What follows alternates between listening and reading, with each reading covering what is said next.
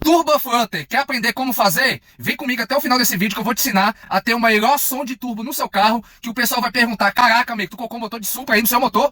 Primeiramente, obviamente, o seu carro tem que ser turbo, né?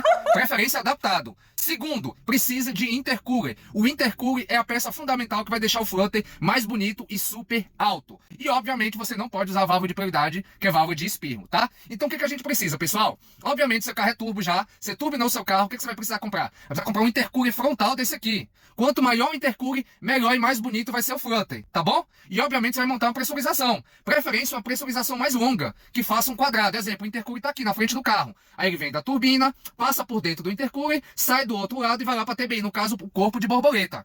Para ter o Flutter, na hora que você pisa no acelerador, a turbina vai encher, vai ter o corpo de borboleta. Na hora que você soltar do acelerador, todo esse ar, ele vai voltar de volta, passa por dentro do intercooler, pela pressurização, para depois sair para a boca da turbina. Todo esse percurso que ele faz, é que faz o Turbo Flutter ser bonito e ser mais alto.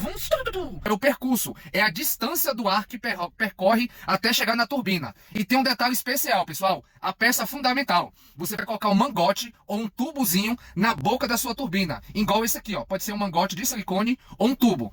Esse tubo vai fazer com que o seu Flutter saia mais picotado. Aí o ar, ele meio que sai girando para fora da turbina. Aí, esse formato faz com que o Turbo Flutter seja mais bonito e picotado, entendeu? Então, ó, peças fundamentais, intercooler, uma pressurização bem feita, ok? E um mangote ou um tubo, né, de aço carbono, de inox ou de alumínio na boca da turbina. Essas são as peças-chave e a configuração para você ter um Turbo Flutter bonito e ficar com som de Supra no seu carro.